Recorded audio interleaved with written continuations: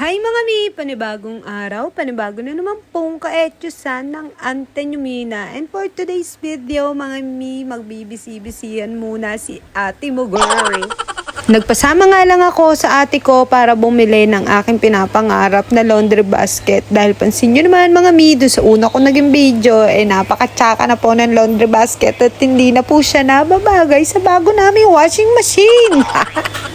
At dito nga mga mi, sa aming unang napuntahan, for the hanap na nga muna si ate mo girl sa kanyang pinapangarap na laundry basket. Pero tingnan nyo ang ate ko, nakasipat ng isang magandang lamesa. Ang sabi nga niya, ay bibilhin niya daw ito para kay mama. Pero si mama ang magbabayad nun mga mi.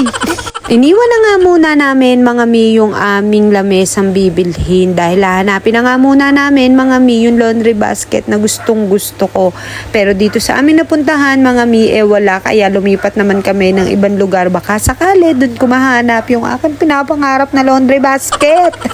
Anyways mga mi, vlog ko to pero parang ang ate ko ang bida. Ba't ganun ate?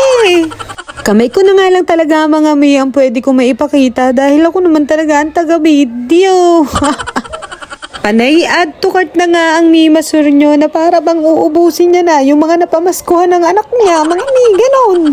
Dumako na nga tayo mga mi dito sa mga plastic na para bang kaibigan mo lang mga mi na sinisira ka patalikod, ganon, plastic yon mga mi, plastic.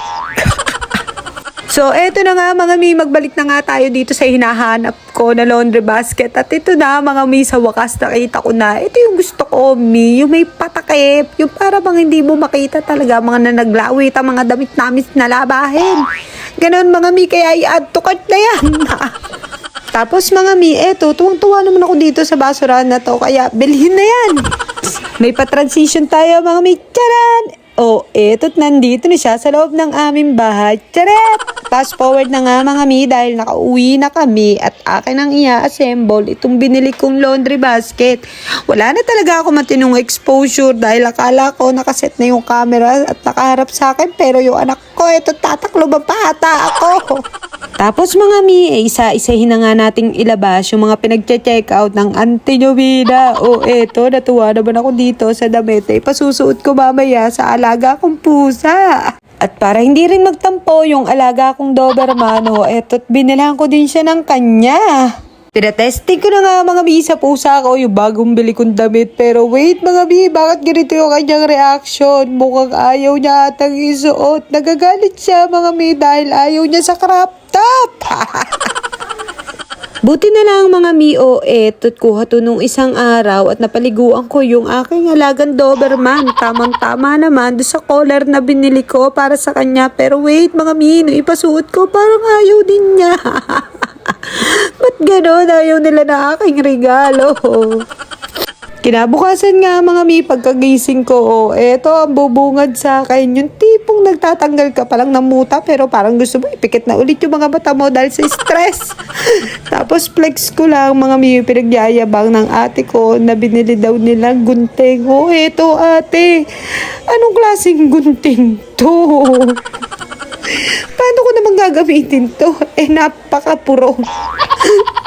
Pagpasensyahan nyo na nga mga mi kung ganito ang boses ng Mima Sur nyo. Inilalaban ko lang talaga mga mi ang pagbo-voice over dahil nga mga mi, hindi pa man bagong taon pero yung ubo ko mga mi lumalagutok na. Anyways mga mi, magbalik na nga tayo sa pagiging busy person ng Ante Numina. Nakakatuwa lang mga mi at hindi naman ako na-boring sa aking ginagawa dahil napakagaling po talaga ng aking anak. Binabasahan niya ako ng story at ako'y hangang-hanga sa kanya mga mi dahil napakagaling niya magbasa ng pabaliktad. Aroy! Fast forward na nga tayo mga mi, eto na yung pinaghirapan ko ngayong araw na ito. Inorganize ko ng lahat at isinalansa ng ayos. Ito na nga din mga mi ang itsura ng aming cabinet nung akin nang maiayos. Hay, salamat mga mi, kahit papano hindi na masakit sa mata pag binuksan. Buti na lang talaga mga mi, bago matapos ang taon na to naiayos ko na yan dahil pag nagbalik eskwela na naman mga mi, ay Diyos ko dahil baka ito'y kagulo na naman. Lagot talaga sa akin yung panganay ko pag nakita kong gulo-gulo ito pag uwi niya. But anyways mga Mio, eto't pauwi na nga po yung aking dalawang anak na bakasyonista. Ganito po talaga sila pag Christmas vacation or after Christmas, nagbabakasyon sila sa kanilang mga kuya. Kinagabihan nga mga Mio, eto na yung aming magiging hapunan. Wala kang kakain ng kanin dahil lahat kami diet. Bukas kami talaga lalapang ng maraming mga Mi. But anyways, that's all for today's video. Maraming salamat sa patuloy na panonood at pagsama. Eto, sarap buhay nga ng aking binatang anak. Eating while watching. Si Nenso lang ang sakalam. But anyways, mga Mi, bye!